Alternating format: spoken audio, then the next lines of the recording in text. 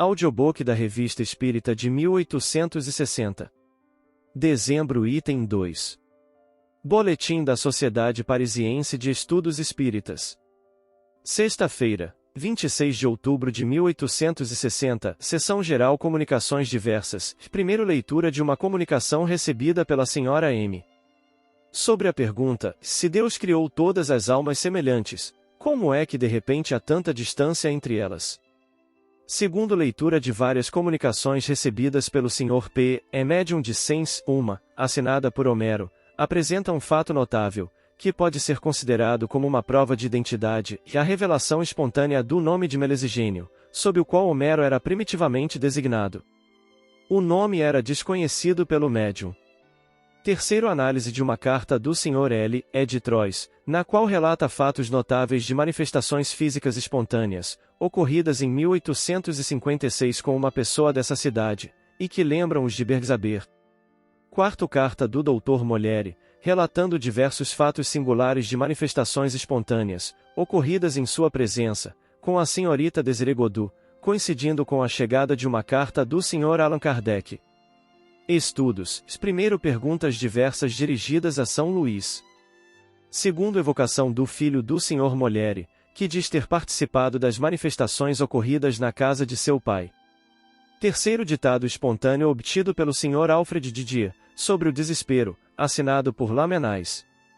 Quarto, perguntas diversas, dirigidas a Lamennais, sobre diversos casos particulares de suicídio, sobre as relações dos espíritos e sobre a identidade de Homero na comunicação de Sens. Sexta-feira, 2 de novembro de 1860, sessão particular.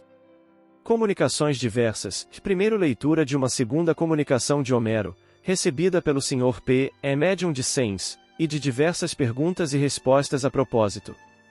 Segundo, desenhos obtidos por um médium de Lyon, notáveis por sua originalidade, se não pela execução. Interrogado a respeito, São Luís diz que os desenhos têm o seu valor, porque realmente são do espírito, mas não têm significação muito precisa, pois o médium e o espírito ainda não estão bem identificados um com o outro. Acrescenta que o médium, com o tempo, poderá tornar-se excelente.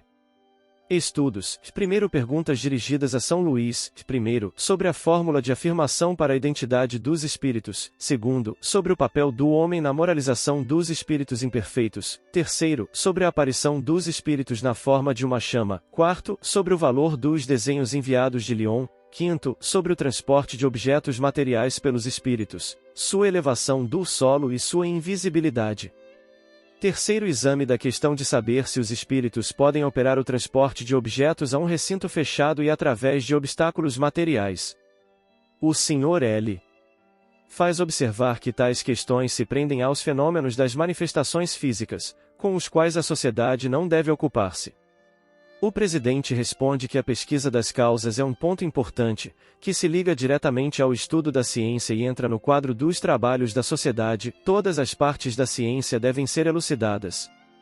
Outra coisa é ocupar-se dessas pesquisas teóricas ou fazer da produção dos fenômenos objeto exclusivo.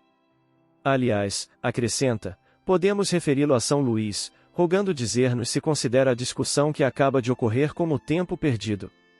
São Luís responde, estou longe de encarar vossa conversa como inútil. Quarto, evocação de Charles Nodier. É solicitado a continuar o trabalho começado. Responde que lhe dará continuidade na próxima vez, lembra a solenidade do dia num belo ditado espontâneo. Atendendo a um pedido, dita uma breve prece, própria para a circunstância. É feito um apelo geral, sem designação especial, aos espíritos sofredores que possam estar presentes, convidando-os a se manifestarem. O espírito de um homem altamente colocado em vida, falecido há 2 anos, apresenta-se espontaneamente, por sua linguagem ao mesmo tempo simples e digna, testemunha os bons sentimentos de que se acha agora animado e o pouco caso que faz das grandezas humanas, responde com complacência e benevolência às perguntas que lhe são feitas.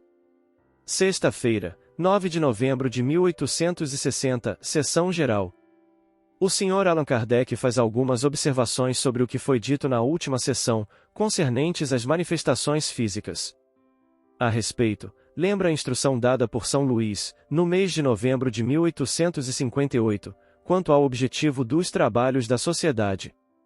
Essa instrução está assim formulada: zombaram das mesas girantes, jamais zombarão da filosofia, da sabedoria e da caridade que brilham nas comunicações sérias. Elas foram o limiar da ciência, é nela que, entrando, devem ser deixados os preconceitos, como se deixa um casaco. Não posso senão vos estimular a fazer de vossas reuniões um centro sério. Que alhures façam demonstrações físicas, vejam, ouçam, mas que entre vós haja compreensão e amor. Que pensais ser aos olhos dos espíritos superiores quando fazeis girar ou levantar uma mesa? E escolares.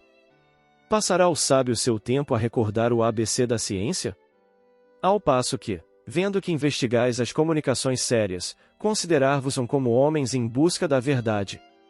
São Luís não está aqui, senhores, acrescenta o Sr. Allan Kardec, um admirável programa, traçado com essa precisão, essa simplicidade de palavra que caracterizam os espíritos verdadeiramente superiores?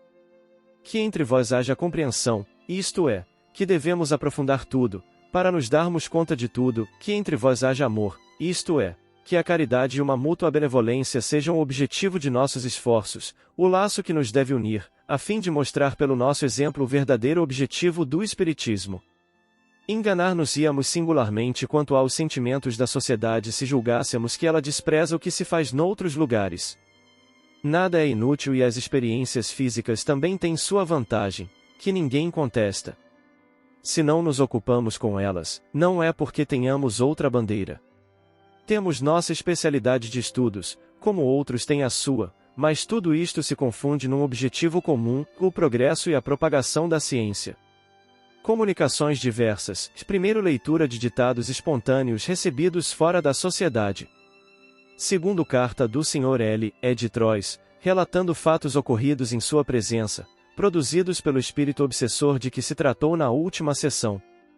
Esses fatos, que haviam cessado desde 1856, acabam de reproduzir-se em circunstâncias muito notáveis e serão objeto de um estudo por parte da sociedade. Estudos. Primeiro, perguntas diversas, sobre a obsessão, sobre a possibilidade de reproduzir, por daguerreotipia, a imagem das aparições visíveis e tangíveis, sobre as manifestações físicas do Sr. Schiry. Segundo, perguntas sobre o espírito que se manifesta em Troyes, especialmente sobre os efeitos magnéticos produzidos nessa circunstância. Terceiro, 5 ditados espontâneos são obtidos por 4 médiuns diferentes. Quarto, evocação do espírito perturbador de Troyes. Esse espírito revela uma das mais baixas naturezas.